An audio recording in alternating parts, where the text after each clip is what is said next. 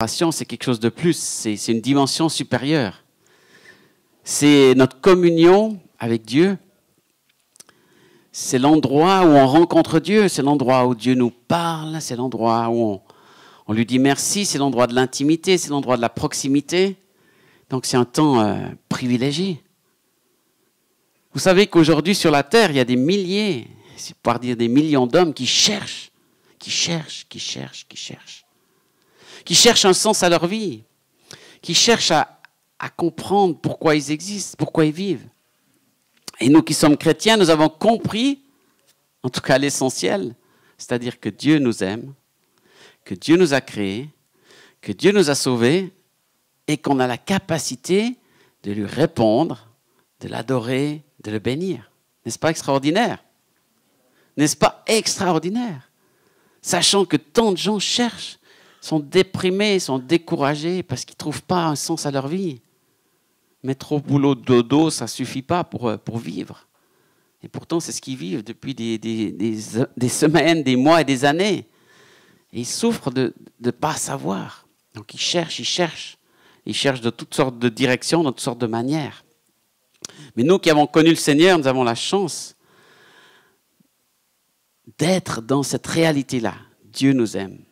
Dieu existe.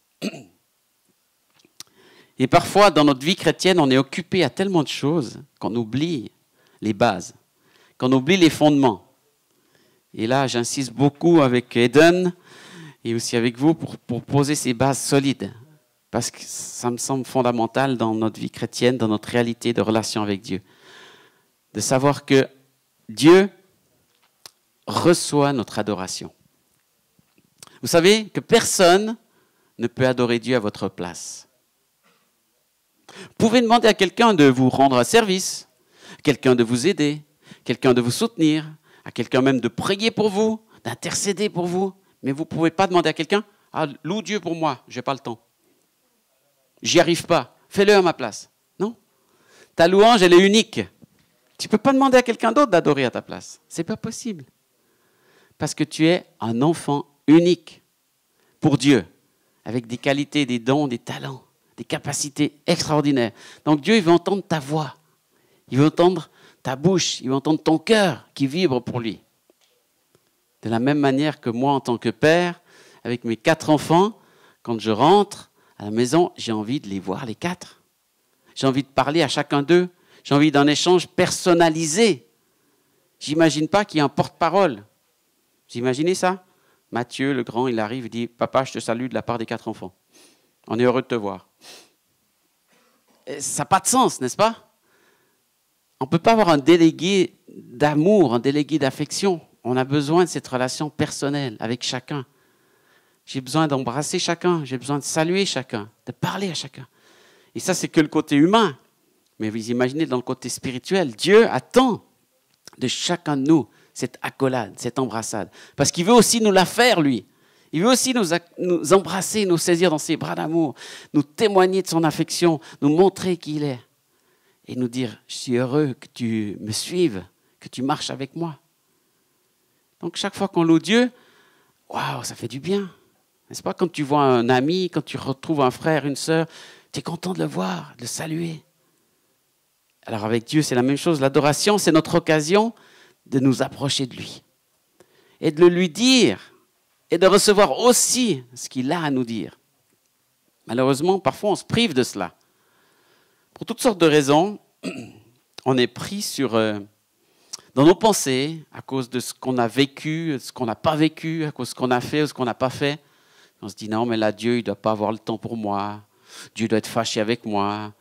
Dieu doit être trop occupé. Et puis, on a toutes sortes de faux raisonnements, de fausses pensées.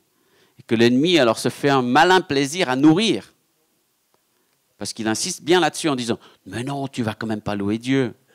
Franchement, tu t'es tellement mal comporté avec ta femme, avec ton mari, avec tes enfants, avec ton patron.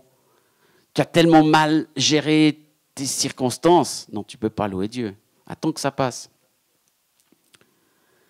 Et il y a toujours un combat là, pour savoir si on va s'approcher de Dieu, rentrer dans cette adoration, ou si on va rester sur nos émotions, nos sentiments et nos échecs. Donc, le thème de ce soir, c'est revenir au cœur de l'adoration. Revenir à l'essentiel de l'adoration. C'est le thème de mon 3e livre que j'ai écrit il y a 2 ans. Et j'ai compris avec toutes les années dans le ministère, dans le service de Dieu, qu'il y avait des choses simples qui étaient nécessaires. Et que des fois, on se compliquait la tâche et qu'on partait dans des directions qui n'étaient pas justes. Alors, l'essentiel dans l'adoration, c'est de comprendre que l'adoration, c'est pour Dieu et ce n'est pas pour nous. C'est simple, hein? Mais il y a des chrétiens qui viennent dans l'adoration pour eux. Ils disent, je vais aller à la louange, je vais aller au culte, et puis j'espère que Dieu va me parler. J'espère que Dieu va répondre à cette question. J'espère peut-être qu'il y aura une prophétie pour moi. J'espère que quelqu'un va prier pour moi, et puis surtout que quelqu'un va me parler. On a plein d'attentes humaines, égoïstes, charnelles, peut-être même très spirituelles, mais on pense à nous, quoi. Mais l'adoration, ce n'est pas un moment pour nous, c'est un moment pour Dieu. C'est un moment où on vient offrir à Dieu. Hébreux 13, verset 15, on l'a vu dans notre recherche, dans notre étude ce matin, des bases de la louange. Offrez sans cesse à Dieu votre louange comme un sacrifice, c'est-à-dire le fruit des lèvres qui confesse son nom. Offrez sans cesse. Offrez, donnez, donnez. On ne va pas essayer de marchander la louange avec Dieu. Dieu, si tu me bénis, je chanterai. Dieu, si tu me parles, je te parlerai.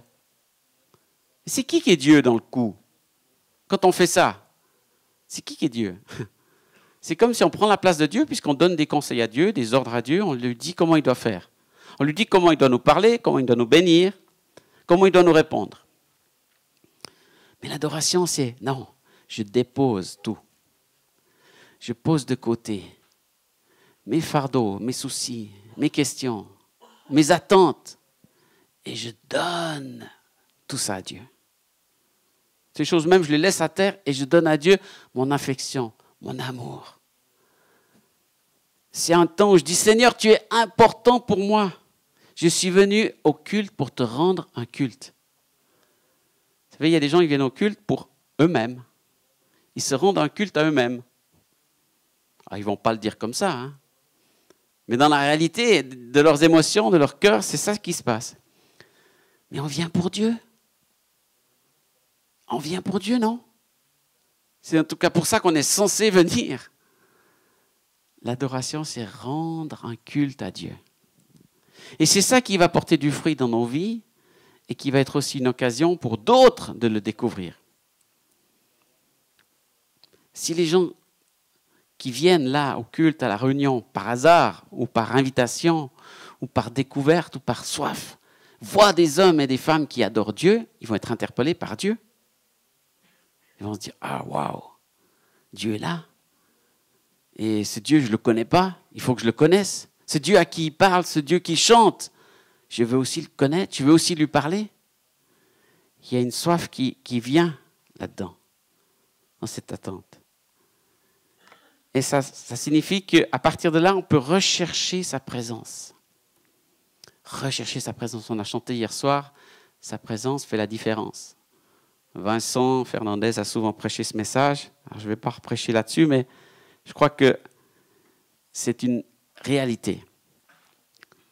C'est que quand il y a la présence de Dieu, ça fait une différence. On n'est plus les mêmes. Nos circonstances, on commence à les voir différemment parce qu'on se dit, waouh, si Dieu est dans le coup, je peux voir les choses différemment. Si Dieu est là par rapport à ce problème, cette difficulté, je vais commencer à considérer Dieu dans ces circonstances. Qu'est-ce que Dieu peut faire? Et tout à coup, tu réalises en chantant, en priant que Dieu, il est grand, Dieu, il est puissant, que rien n'est impossible à Dieu. Alors tu dis, ah ouais, c'est vrai, j'avais un petit peu oublié. Parce que mes circonstances, mes difficultés avaient pris tellement d'ampleur que ça prenait le dessus sur Dieu. Alors que quand tu loues, la présence de Dieu prend le dessus. Ça équilibre les choses, ça rééquilibre les choses. La présence de Dieu prend la place qui est nécessaire. Et alors que je lisais un psaume, j'ai été frappé de voir dans le psaume 41, verset 13b, Dans une traduction en français courant, c'est écrit « Tu m'établis pour toujours dans ta présence ». La présence de Dieu, ce n'est pas juste un nuage qui arrive tout à coup. Waouh, il y a quelque chose là. Et puis après, ça repart. Une atmosphère, un chatouillement, un ressenti. Parfois, c'est ça. Mais je crois que le but du Saint-Esprit, c'est de demeurer en nous. Et que Dieu, ce qu'il désire, c'est qu'on soit établi dans sa présence. C'est-à-dire qu'avant la réunion, on est déjà en Dieu. Pendant la réunion, on est en Dieu. Et après la réunion, on est encore en Dieu. Pendant la louange, on est vraiment en Dieu. Mais ça reste en nous et on continue avec cet établissement en Dieu. C'est ça qui nous donne une position posée, solide, forte. C'est tellement bon d'être accueilli dans la présence de Dieu, et puis ensuite d'être établi là-dedans. Ça parle d'identité, ça parle de sérénité, ça parle de paix. Quand tu es établi, tu sais que c'est ta place, que c'est juste. Tu n'es pas en train de douter, mais Seigneur, tu n'es plus avec moi? Tu m'as abandonné? Où tu es? Qu'est-ce qui se passe? Alors il y a des fois où on ressent plus ou moins que d'autres, c'est vrai.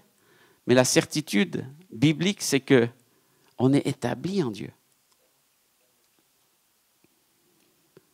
Et notre défi, c'est justement d'apprendre à demeurer en Dieu. Demeurer dans cette confiance. Et si tu demeures en Dieu, ce n'est pas compliqué. Si on te dit loue Dieu, tu vas louer Dieu tout de suite. Tu ne vas pas réfléchir pendant 10 minutes. Est-ce que j'ai le droit? Est-ce que je peux? Est-ce que c'est le bon moment? Est-ce que c'est le bon chant? Qu'est-ce que je vais dire à Dieu? Non, c'est simple. Je suis établi. J'ai fait une alliance. Le psaume 15, verset 1. On va lire un petit bout de ce psaume qui parle de demeurer dans la présence. « Ô Éternel, qui séjournera dans ta tente? Qui demeurera sur sa montagne sainte ?» C'est une question qui est posée. Qui est-ce qui peut rester là? La Bible répond en disant « Celui qui marche dans l'intégrité, qui pratique la justice et qui dit la vérité selon son cœur. » C'est clair que si on veut demeurer en Dieu et que notre vie elle est à côté de Dieu, c'est difficile. Si nos choix de vie sont complètement opposés à ce que Dieu attend de nous, alors on ne va pas pouvoir demeurer. Et on sentira toujours ce frottement. C'est le combat que beaucoup d'entre nous vivons à différents moments de notre vie.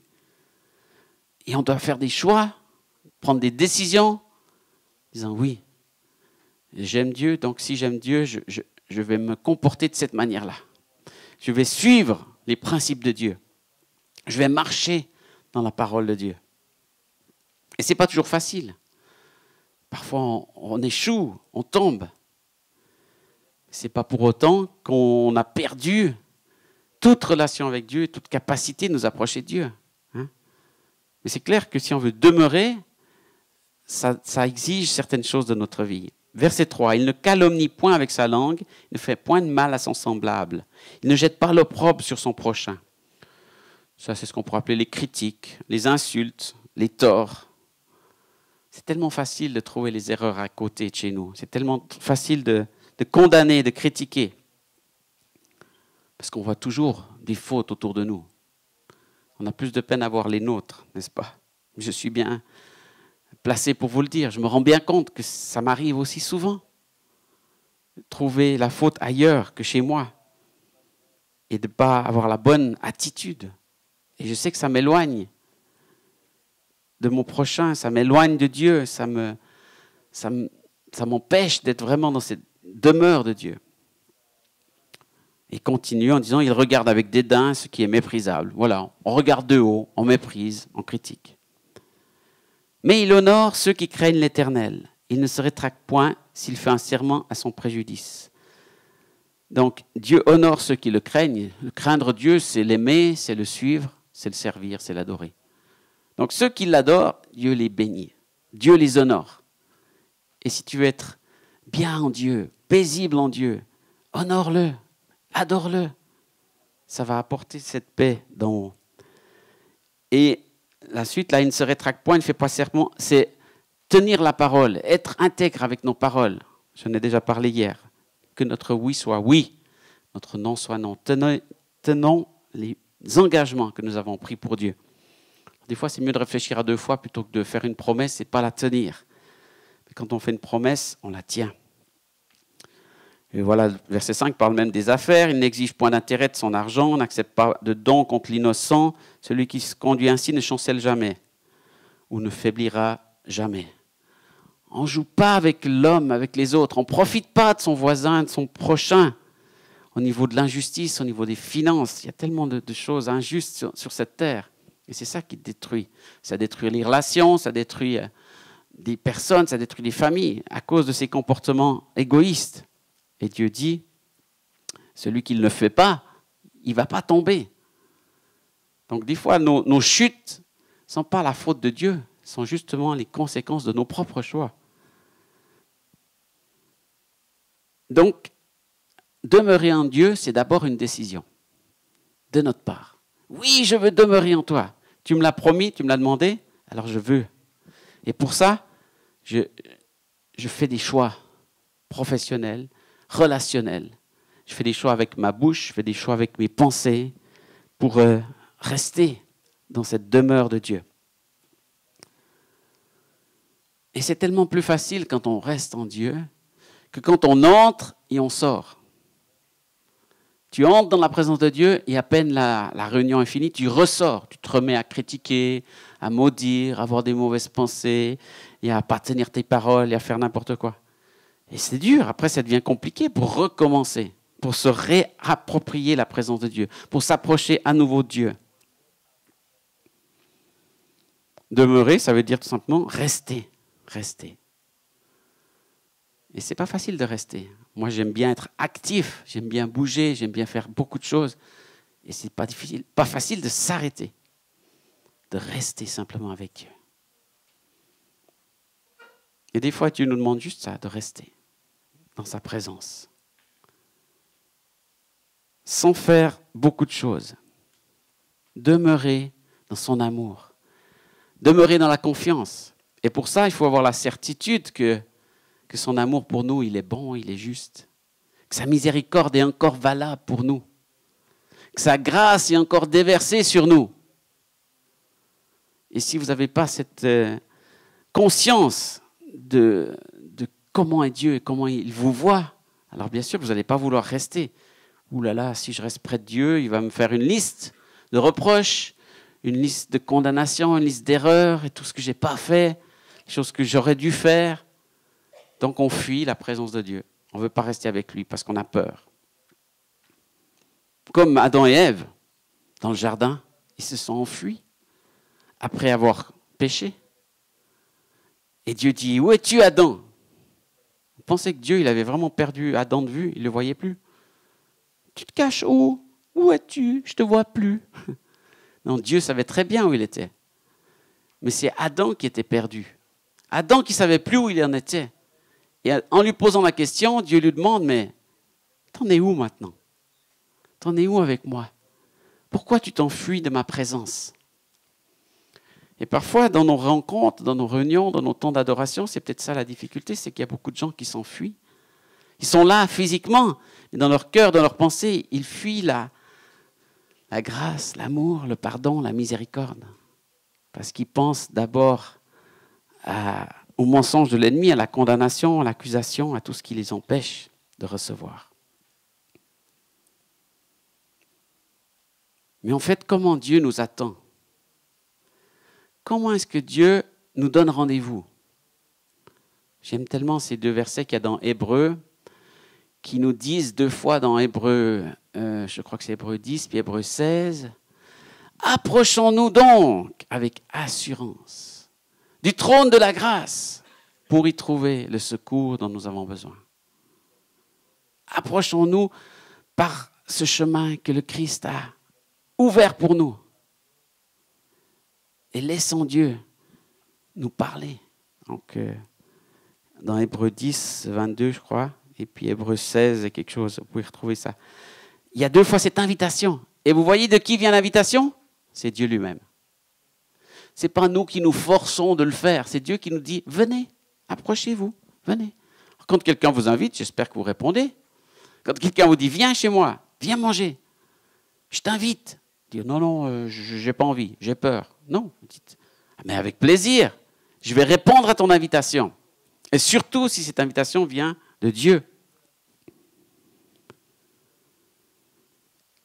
Donc, à force de comprendre le cœur de Dieu, on va pouvoir saisir toujours plus ce qu'il y a dans son cœur. Et dans son cœur, il y a tellement plus que ce qu'on imagine. Il y a l'amour, bien sûr. Il y a aussi la grâce. Il y a aussi la compassion, la miséricorde, le pardon. Et tout ça, on en a besoin. C'est comme une eau qui nous lave, qui nous purifie. On reçoit cela pour nous-mêmes d'abord. Et ensuite, on le reçoit pour les autres. Parce que si on reçoit la compassion de Dieu, on va avoir compassion pour les autres. Si on reçoit l'amour de Dieu, on va avoir de l'amour pour les autres. Si on reçoit la miséricorde de Dieu, on va en avoir pour les autres. Parce que si nous, on ne le reçoit pas, on ne va pas être miséricordieux envers les autres. Puisqu'on n'a pas compris, puisqu'on ne l'a pas saisi pour nous-mêmes. Mais quel est le meilleur endroit pour recevoir toutes ces choses que Dieu a prévues pour nous? Ben, dans l'adoration. Dans sa présence. Et quand je dis l'adoration, ce n'est pas juste le moment du dimanche matin où on chante. C'est un temps où on s'approche de Dieu. Ça peut être tout seul, ça peut être à la maison, ça peut être dans son salon, ça peut être dans sa voiture, ça peut être dans les bois, ça peut être en marchant. Tu peux vivre ça avec Dieu. Un moment où tu demeures avec lui, où tu es en tête à tête, en face à face avec lui. Tu lui parles, tu l'écoutes et tu recherches qui il est. J'aime beaucoup les psaumes, bien sûr, parce qu'ils sont remplis de réalité, ils sont remplis de louanges, ils sont remplis d'adoration. Et le psaume 62, par exemple, nous parle très bien de cette situation. Le psalmiste dit « C'est seulement près de Dieu que je peux être tranquille. » Je vous lis en français courant, la version. « C'est de lui que me vient le salut. Lui seul est le rocher, la forteresse où je peux être sauvé. Avec lui, aucun risque de faiblir. » Waouh, magnifique verset. On se dit, là, il est bien avec Dieu. Il sait qu'avec Dieu, pas de souci, il est en paix. Il recherche la paix. Vous savez comment le monde aujourd'hui recherche la paix? Il y a des gens qui font toutes sortes de techniques de yoga, de méditation, de gymnastique terrible, juste pour avoir la paix. On leur dit juste videz votre esprit, soyez dans le silence, etc. Puis on leur remplit par toutes sortes d'autres choses qui, soi-disant, leur apportent la paix. Mais ce n'est pas une vraie paix, quoi. C'est une fausse paix qui est fabriquée ou qui est un petit peu intermédiaire en attendant que d'autres puissances viennent prendre la place. Mais là, il sait que c'est en Dieu qu'il peut avoir la vraie paix. Donc il a confiance en Dieu en proclamant ça, en chantant cela. Lui seul est le rocher, la forteresse. Mais regardez le verset suivant, c'est sa situation. Jusqu'à quand vous unirez-vous pour assaillir et abattre un homme, comme on abat un mur qui penche ou une clôture branlante? Vous ne pensez qu'à lui faire perdre sa place. Vous vous plaisez à mentir, des lèvres vous bénissez et au fond de vous-même vous maudissez. Donc, cet homme-là, qui vient de bénir Dieu, il est dans une situation de conflit, de combat, où il y a des gens qui en veulent à sa vie, qui en veulent à qui il est, qui le détruisent, qui l'attaquent, qui le condamnent. Et pourtant, ce qu'il dit, ce qu'il proclame, c'est « il y a seulement vers Dieu que je vais trouver la paix. Ma situation, elle est catastrophique, elle est compliquée. Mais je m'approche de Dieu, je veux demeurer en Dieu. » L'endroit où il y a le plus de paix, c'est l'œil du cyclone. Au milieu du cyclone, il y a un endroit où il ne se passe rien. Comme un trou. Il n'y a pas de vent, il n'y a pas de tempête, il n'y a pas de pluie. C'est vide. Au milieu de la tempête, il y a un endroit de paix. Alors, je ne pense pas qu'on va choisir de trouver cet endroit, de se mettre là au milieu du cyclone. Mais c'est une image pour nous parler que des fois dans nos vies, c'est ça. Ça tourbillonne autour de nous, ça souffle autour de nous. Il y a de la pluie, il y a du vent. Mais que là au milieu, avec Dieu, on peut avoir cette paix qui est profonde, qui est forte, qui nous garde. Et il y a dans beaucoup de psaumes cette réalité-là. Vous voyez le psaume qui loue, le psalmiste qui élève Dieu, qui bénit Dieu, et puis en même temps la réalité, cet homme qui dit « Je suis poursuivi par mes ennemis, je suis au fond du gouffre, je suis perdu dans le fleuve, je suis dans l'abîme. » Tellement d'expressions de détresse. Mais dans ces expressions-là, la présence de Dieu qui les aide à s'en sortir, à tenir. Et ils s'accrochent à ça. Et je pense que c'est ça qui est notre défi à tous, parce que nous, des fois, on passe d'une extrême à l'autre. On est vraiment dans la dépression, dans le découragement, dans les luttes pendant des semaines ou des mois. Puis tout à coup, on est dans la présence de Dieu parce que Dieu nous a sauvés, puis on est dans la louange, on est dans l'adoration et tout va bien. Puis tout à coup, on perd tout ça. La réalité biblique qu'on voit dans beaucoup de psaumes, c'est qu'ils arrivent à équilibrer cela, à vivre ces combats, ces luttes, mais en même temps à rester confiant en Dieu, en disant mieux vaut espérer en Dieu. Et dans ce psaume 62, c'est ce qu'il dit pour finir. À quoi bon me lamenter, me plaindre? Mieux vaut espérer en Dieu. Mieux vaut espérer en Dieu. Il s'exhorte lui-même. Il se dit oui, j'ai essayé de me plaindre, j'ai essayé de voir ma situation, mais finalement c'est quand même mieux que j'espère en Dieu. Même s'il y a encore ces combats, s'il y a encore ces luttes. Vous avez aussi le psaume 73, qui est exactement la même chose. Il parle de la situation d'un homme qui, je vous le résume, qui envie, qui jalouse les autres, qui se compare, qui dit mais tous les autres hommes sans Dieu, ils ont tellement de succès, tellement de joie, tellement de bonheur. Moi, je suis chrétien et j'ai plein de problèmes. C'est pas normal. Et puis au verset 7, il dit jusqu'au jour où entrant dans ton sanctuaire.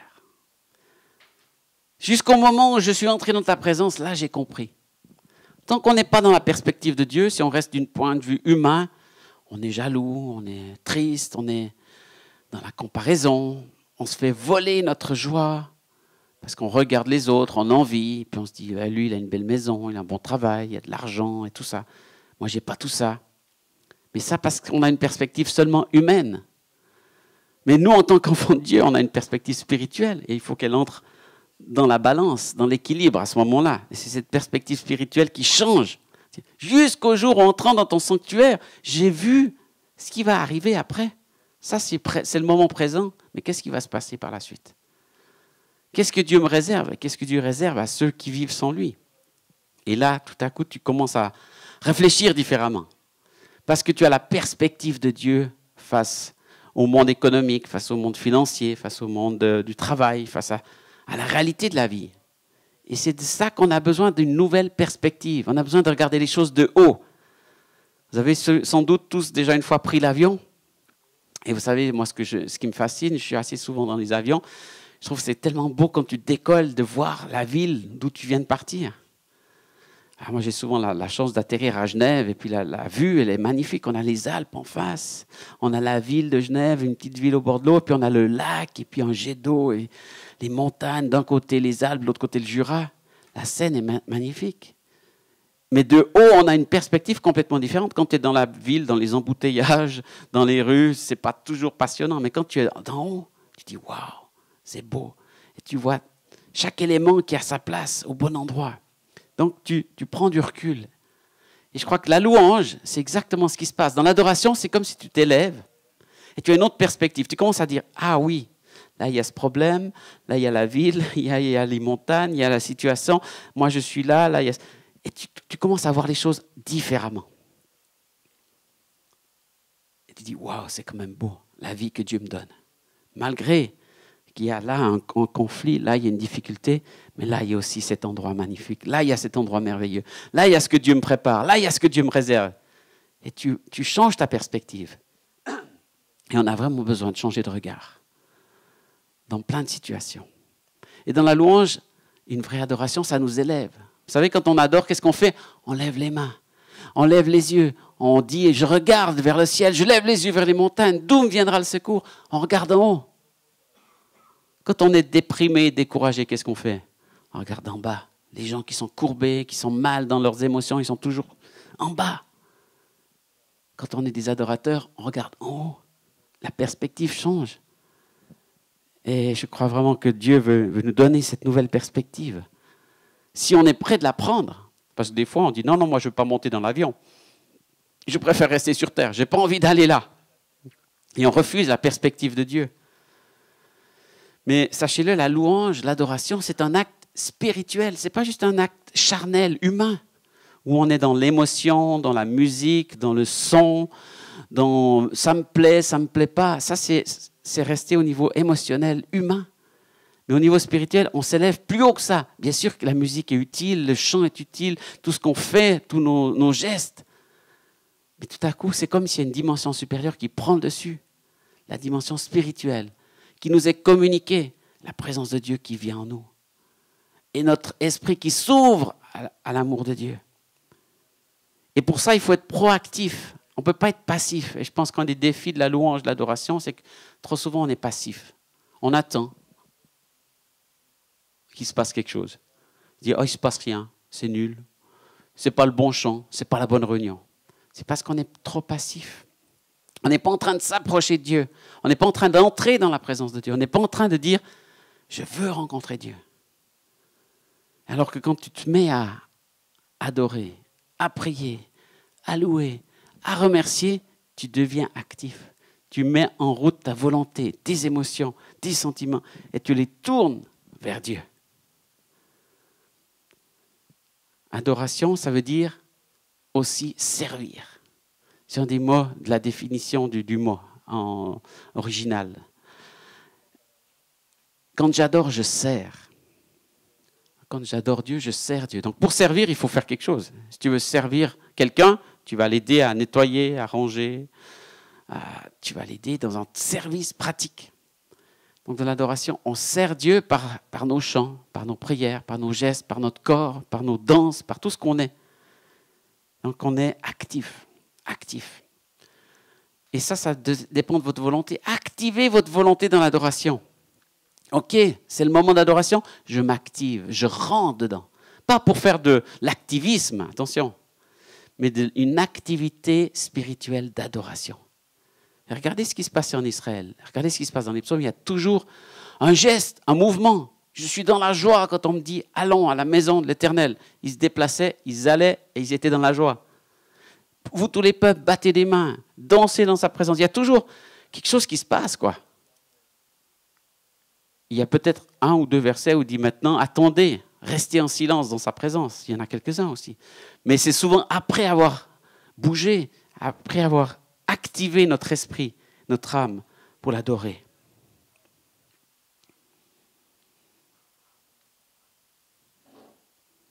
Donc, revenir à l'essentiel. Revenir devant Dieu. Lui donner toute notre adoration. Et tout le monde peut le faire. Même les enfants. Plusieurs fois, j'ai fait la louange avec des enfants. Et quand on les encourage à le faire, on réalise qu'ils ne se prennent pas la tête avec plein de complications comme nous, parfois. Mais simplement, ils rentrent, ils acceptent. Et très souvent, ils peuvent exprimer ce qu'ils vivent, ce qu'ils ont vécu avec Dieu. Comment Dieu leur parle, comment Dieu les touche ou les bénit.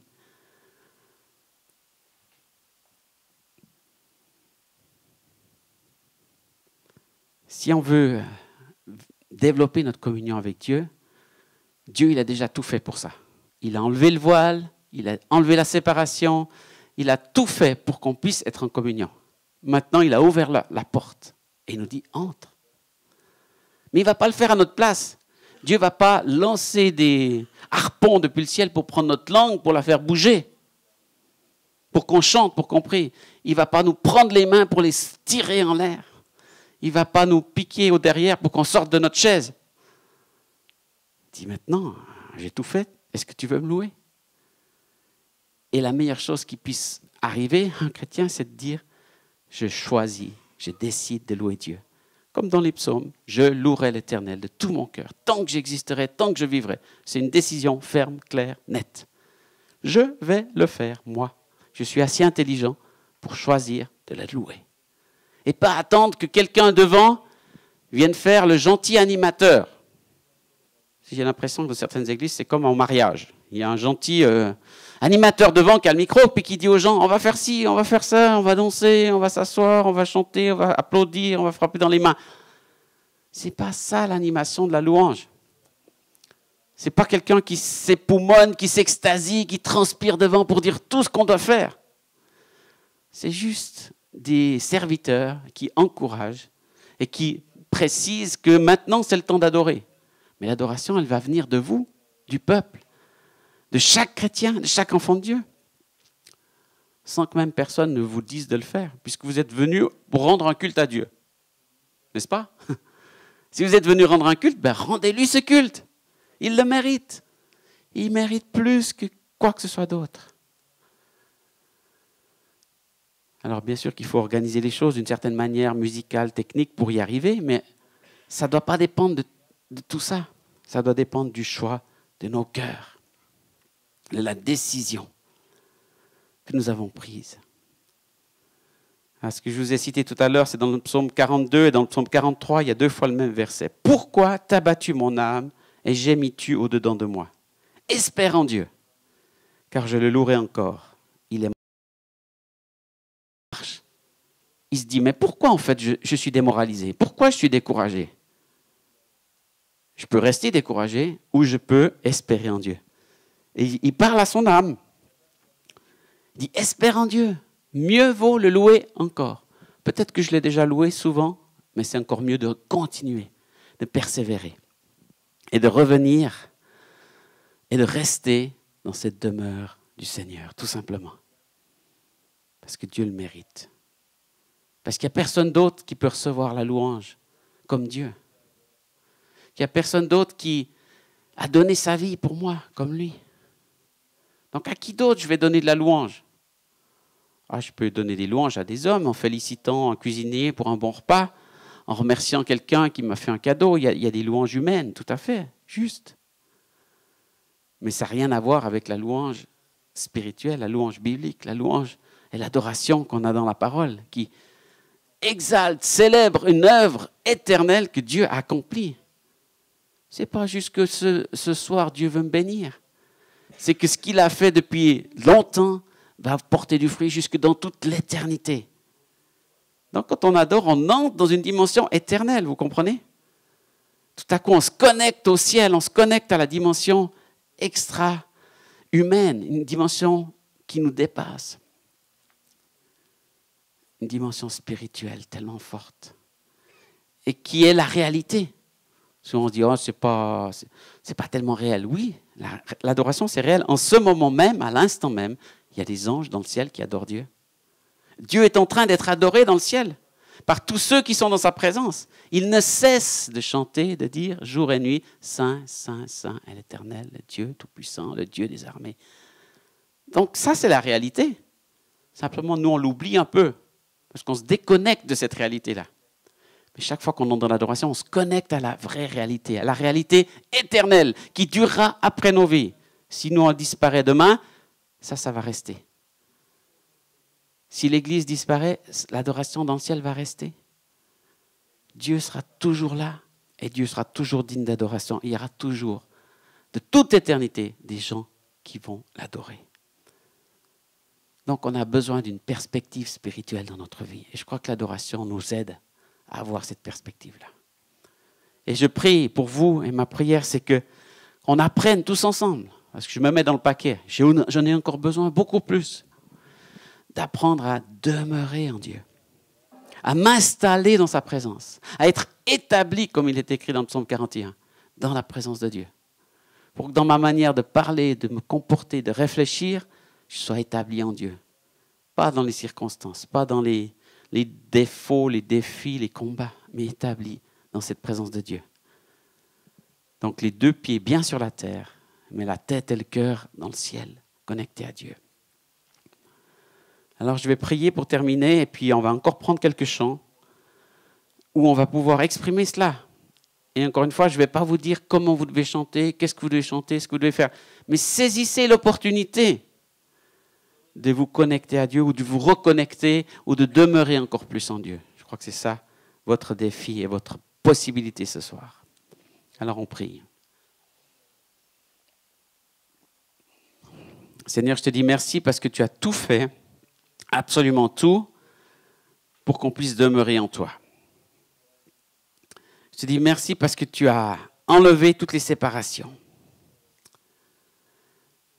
Merci d'avoir permis à chacun de nous, indépendamment de nos mérites, nos capacités, nos incapacités, nos erreurs, de venir devant toi.